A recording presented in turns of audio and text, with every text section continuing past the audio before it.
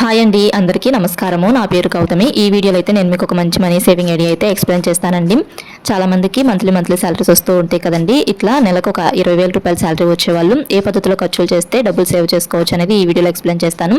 ఇప్పుడు నేను చెప్పే పద్ధతిలో కనుక మీరు కూడా ఖర్చులు చేస్తూ ఉన్నారనుకోండి, సంవత్సరానికి 59,400 రూపాయల నుంచి 2,97,000 రూపాయల దాకా అయితే సేవ్ చేసుకోవచ్చు అండి. అదే స్కీమ్లో కట్టుకున్నాం అనుకోండి, అమౌంట్ 3,62,525 రూపాయల దాకా అయితే సేవ్ చేసుకోవచ్చు. అంటే ఏ స్కీమ్లో కడితే ఇంత అమౌంట్ వస్తుంది అనేది నేను మీకు ఇప్పుడు వీడియోలో ఎక్స్ప్లెయిన్ చేస్తాను. అండ్ నెలకి మనము ఎంత అమౌంట్ సేవ్ చేసుకుంటే ఇంత అమౌంట్ సేవ్ చేసుకోవచ్చు అనేది కూడా ఈ వీడియోలో చక్కగా ఒక బుక్లో అయితే రాసి చూపిస్తానండి. అంటే ముందుగానే ఇలా సేవింగ్స్ చేసుకోవాలనుకున్నప్పుడు మనం ఎంత అమౌంట్ సేవ్ చేసుకోవాలనేది ముందుగానే తీసుకొని పక్కన పెట్టుకొని కథమా అమౌంట్తోనే బడ్జెట్ అనేది ప్లాన్ చేసుకోవాలండి. అంటే ఇంటి రెంట్, సరుకులు, అలా ఫీజులు అలాంటివన్నీ కూడాను ఒక ఎస్టిమేషన్ అనేది వేసుకోవాలి. ఇంటి రెంట్ అనేది ప్రతి మంత్ కూడాను ఒకే విధంగా ఉంటుంది. అండ్ మనం వేటిలో ఖర్చులు తగ్గించుకోవచ్చు అనేది ఒక ఎస్టిమేషన్ అయితే వేసుకోవచ్చు అండి. అంటే పాల బిల్లులో, సరుకుల్లో, అండ్ టీవీ బిల్లులో, ఫోన్ బిల్లుల్లో, ఇంకా అలా ఫీజుల్లో, కూరగాయలు, అలా కాయల్లో, అలా కరెంటు బిల్లులో వాటిలో కొంచెం ఖర్చులు తగ్గించుకోవచ్చు కదా మనము. గ్యాస్ ఖర్చు అనేది ఎప్పుడు ఒకేలానే ఉంటుంది. ఇంటద్దే గ్యాస్ ఖర్చు ఎప్పుడు ఒకేలానే ఉంటుంది కాబట్టి కదమా వాటిల్లోనే మనం కొంచెం ఖర్చులు తగ్గించుకుంటూ ఉన్నామనుకోండి, చక్కగా డబ్బులు అనేటివి సేవింగ్స్ చేసుకోవచ్చు. డబ్బులు సంపాదించేటప్పుడే సేవింగ్స్ కూడా చేసుకుంటూ ఉండాలి కదండి. మనం డబ్బులు సంపాదించడం ఎంత గొప్ప, సేవింగ్స్ చేసుకోవడం కూడా అంతే గొప్ప. ఆ సేవ్ చేసుకున్న డబ్బులను రెట్టింపు చేసుకోవడం కూడా అంతే గొప్ప కదండి. ఇంకా మన ఛానల్లో చాలా మనీ సేవింగ్ ఏరియాస్ అయితే ఉన్నాయండి. మనీ సేవింగ్ ఏరియాస్తో పాటు స్కీమ్స్ గురించి వీడియోస్ కూడా ఉన్నాయి. అంటే దాచుకున్న డబ్బుల్ని రెట్టింపు చేసుకోవాలంటే ఏ స్కీమ్స్లో కడితే బెస్ట్ అనే వీడియోస్ కూడా ఉన్నాయి. ఛానల్ని ఫస్ట్ టైం మనకి ఎవరైనా చూస్తున్నట్లయితే రిమైనింగ్ వీడియోస్ కూడా ఒకసారి చూడడానికి ట్రై చేయండి. ఛానల్ సబ్స్క్రైబ్ చేసుకొని రిమైనింగ్ వీడియోస్ కూడా చూడండి ఒకసారి. మళ్ళీ మధ్యతరగతి ఆడవాళ్ళకు ఇంట్లో ఉంటూనే చక్కగా మనం డబ్బులు ఎలా సేవింగ్స్ చేసుకోవచ్చు అండ్ సేవ్ చేసిన డబ్బుల్ని ఎలా రెట్టింపు చేసుకోవచ్చు అనే వీడియోస్ అయితే ఉన్నాయండి మన ఛానల్లో. ఛానల్ని ఫస్ట్ టైం మనకి ఎవరైనా చూస్తున్నట్లయితే ఒకసారి రిమైనింగ్ వీడియోస్ కూడా చూసి మీకు నచ్చితే ఛానల్ సబ్స్క్రైబ్ చేసుకోండి. ఇంకా ఈ వీడియోలో అయితే మటుకి మనకు వచ్చే శాలరీని ఇట్లా అయితే ఖర్చులు అనేటివి చేసుకుంటూ ఉండాలండి. అంటే ఇంటద్ది అయితే 20,000 రూపాయలు సంపాదించే వాళ్ళు నెలకి ఇంటద్దే ఒక 4,000 రూపాయలు లాగా ఉండేలా చూసుకోవాలి. తర్వాత పాల బిల్లు వచ్చేసి మామూలుగా 1 లీటర్ పాలు 70 రూపాయలు అలా ఉంటూ ఉన్నాయి కదా. ఒక హాఫ్ లీటర్ పాలు పోయించుకున్నాం అనుకోండి 35 రూపాయలు అయితే అవుతాయి. రోజుకి 35 రూపాయలు. అదే నెలకైతే 1,150 రూపాయలు. సరుకులకు కూడాను ఒక 1,500 రూపాయలే ఖర్చు చేయాలండి. తర్వాత బియ్యం కూడాను 1,500 రూపాయలు. టీవీ బిల్లు 300 రూపాయలు. ఫోన్ బిల్లు 300 రూపాయలు. తర్వాత ఫీజులు, పిల్లలకి స్కూల్ ఫీజెస్ కానీ స్టడీ ఫీజెస్ కానీ ఉంటాయి కదండి. స్టడీకి వెళ్ళే పిల్లలకైతే నెలకి 500 రూపాయలు చొప్పున, ఇద్దరు పిల్లలకి 1000 రూపాయలు అయితే ఖర్చు చేయాలి. అదే స్టడీకి వెళ్ళకుండా ఇంట్లోనే ట్యూషన్ అలా చెప్పుకుంటూ ఉంటాం కదా, అలాంటి వాళ్ళకైతే మటుకి మనం ఇంట్లోనే ఇట్లా నెలకి 1000 రూపాయలు చొప్పున తీసుకొని పక్కన పెట్టుకుంటూ ఉండాలి. అవి స్కూల్ ఫీజెస్కి యూస్ చేసుకునే విధంగా చూసుకోవాలి. అంటే మంత్లీ శాలరీలో నుంచి స్కూల్ ఫీజు కూడాను సేవ్ చేసుకోవచ్చు మనం ఇట్లా. తర్వాత కూరగాయలండి, కూరగాయలకి ఒక 600 రూపాయలు ఖర్చు చేయాలి. అంటే ఒక 10 రోజులకు డివైడ్ చేసుకొని నెలని ఒక 10 రోజులకు డివైడ్ చేసుకున్నారనుకోండి, ఫస్ట్ 10 రోజులు కూడాను ఒక 200 రూపాయలు పెట్టి కూరగాయలు, ఎగ్స్ తెచ్చుకోవాలి. తర్వాత 10 రోజులు కూడాను ఇంకొక 200 రూపాయలు పెట్టి కూరగాయలు, ఎగ్స్ అలా తెచ్చుకోవాలి. తర్వాత 10 రోజులు ఇంకొక 200 రూపాయలు పెట్టి కూరగాయలు, ఎగ్స్ అలా తెచ్చుకుంటూ ఉన్నామనుకోండి, నెలకి చక్కగా కూరగాయలకు 600 రూపాయలు అయితే చక్కగా సరిపోతాయి. తర్వాత కాయలండి, కాయలు వచ్చేసి మనం ఒక 500 రూపాయలు ఉండేలా చూసుకోవాలి.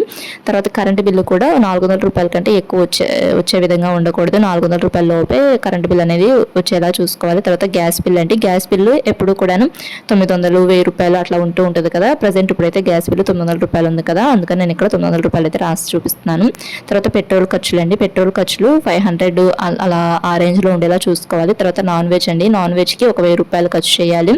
అంటే ఇక్కడ నాన్ వెజ్లో కూడాను వారానికి ఇంత అమౌంట్ చొప్పున, అంటే వారానికి ఒక 250 రూపాయలు చొప్పున మనము ఒక 4 వారాల పాటు తెచ్చుకున్నాం అనుకోండి 1000 రూపాయలు అయితే అవుతాయి కదా. అట్లాగే మెడిసిన్స్ అండి, అంటే ఎప్పుడన్నా మనకి మెడిసిన్స్ అవి అవసరం అవుతూ ఉంటాయి కదా, ఆ మెడిసిన్స్కి ఒక 1000 రూపాయలు అనేటివి ముందుగానే తీసుకొని పక్కన పెట్టుకుంటూ ఉండాలి.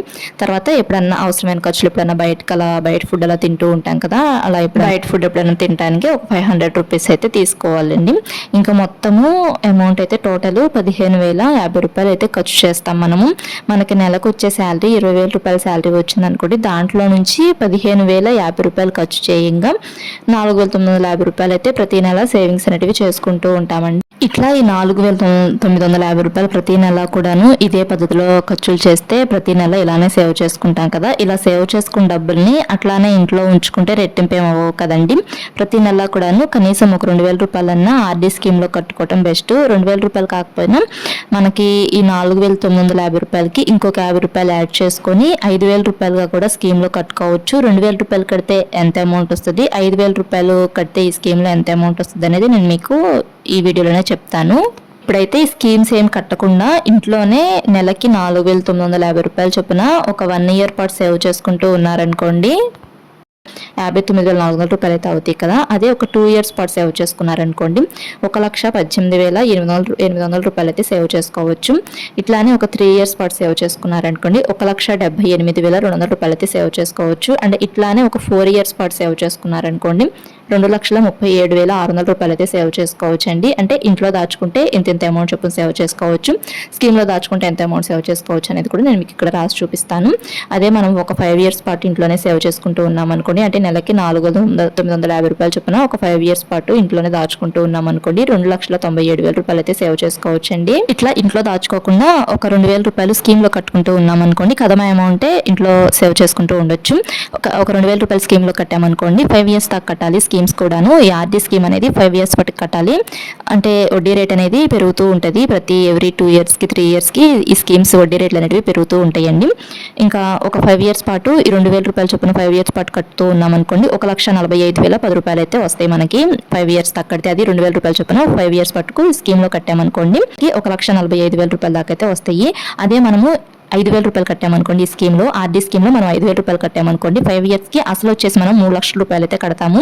అసలు అమౌంట్ 3 లక్షల రూపాయలు అయితే ఆర్డీ స్కీమ్లో సేవ్ చేసుకుంటాము. దానికి మనకి వడ్డీ వచ్చేసి ఒక 62,000 రూపాయలు అయితే వడ్డీ అయితే వేసి మొత్తం 3,62,525 రూపాయలు అయితే ఇస్తారండి ఆర్డీ స్కీమ్లో కట్టుకోవడం వల్ల.